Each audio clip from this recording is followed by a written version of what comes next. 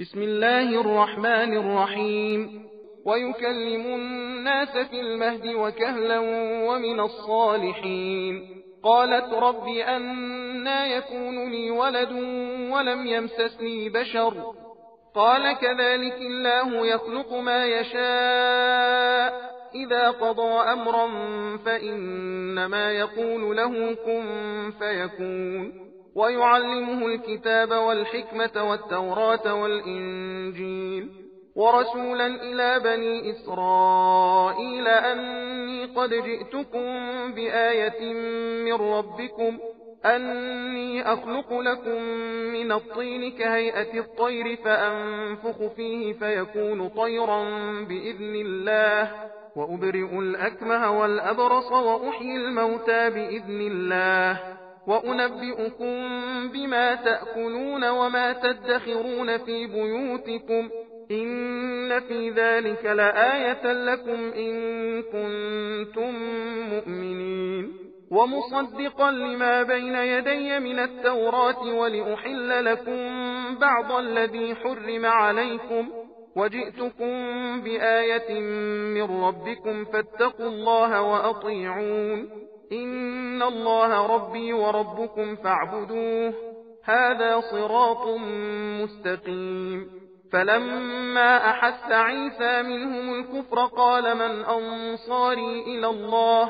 قال الحواريون نحن أنصار الله آمنا بالله واشهد بأننا مسلمون ربنا آمنا بما أنزلت واتبعنا الرسول فاكتبنا مع الشاهدين ومكروا ومكر الله والله خير الماكرين إذ قال الله يا عيسى إني متوفيك ورافعك إلي ومطهرك من الذين كفروا وجاعل الذين اتبعوك فوق الذين كفروا إلى يوم القيامة ثم إلي مرجعكم فأحكم بينكم فيما كنتم فيه تختلفون فأما الذين كفروا فأعذبهم عذابا شديدا في الدنيا والآخرة وما لهم من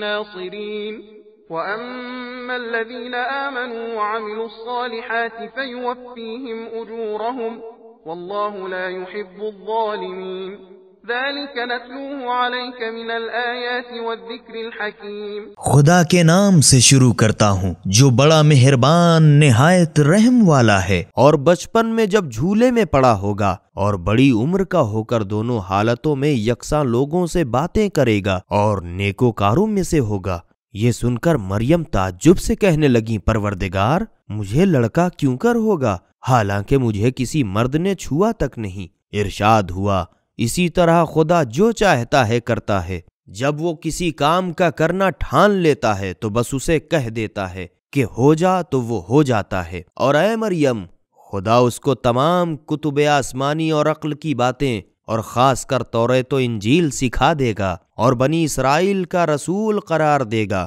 اور وہ ان سے یوں کہے گا میں تمہارے پاس تمہارے پروردگار کی طرف سے اپنی نبوت کی یہ نشانی لے کر آیا ہوں کہ میں گندھی ہوئی مٹی سے ایک پرندے کی مورت بناؤں گا، پھر اس پر کچھ دم کروں گا تو وہ خدا کے حکم سے اڑنے لگے گا، اور میں خدا ہی کے حکم سے مادرزاد اندھے اور کوڑھی کو اچھا کروں گا اور مردوں کو زندہ کروں گا، اور جو کچھ تم کھاتے ہو اور اپنے گھروں میں جمع کرتے ہو میں سب تم کو بتا دوں گا۔ اگر تم ایماندار ہو تو بے شک تمہارے لیے ان باتوں میں میری نبوت کی بڑی نشانی ہے، اور توریت جو میرے سامنے موجود ہے میں اس کی تصدیق کرتا ہوں، اور میرے آنے کی ایک غرض یہ بھی ہے کہ جو چیزیں تم پر حرام ہیں ان میں سے بعض کو حکم خدا سے حلال کر دوں، اور میں تمہارے پروردگار کی طرف اپنی نبوت کی نشانی لے کر تمہارے پاس آیا ہوں، پس تم خدا سے ڈرو اور میری اطاعت کرو، بے شک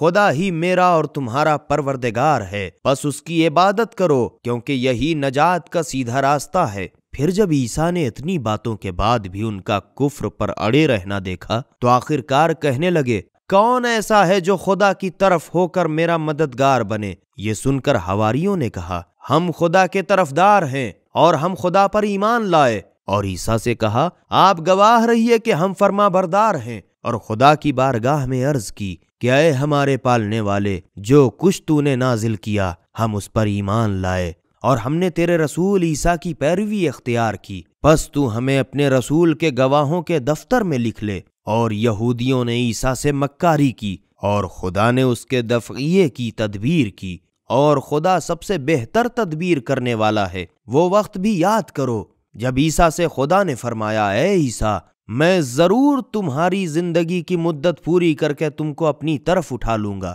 اور کافروں کی گندگی سے تم کو پاک و پاکیزہ رکھوں گا، اور جن لوگوں نے تمہاری پیروی کی ان کو قیامت تک کافروں پر غالب رکھوں گا، پھر تم سب کو میری طرف لوٹ کر آنا ہے۔ تب اس دن جن باتوں میں تم دنیا میں جھگڑے کرتے تھے ان کا تمہارے درمیان فیصلہ کر دوں گا۔ بس جن لوگوں نے کفر اختیار کیا ان پر دنیا و آخرت دونوں میں سخت عذاب کروں گا، اور ان کا کوئی مددگار نہ ہوگا۔ اور جن لوگوں نے ایمان قبول کیا اور اچھے اچھے کام کیے تو خدا ان کو پورا اجر و ثواب دے گا، اور خدا ظالموں کو دوست نہیں رکھتا۔ اے رسول صلی اللہ علیہ وآلہ وسلم، یہ جو ہم تمہارے سامنے بیان کر رہے ہیں قدرت خدا کی نشانیاں اور پر از حکمت تذکرے ہیں۔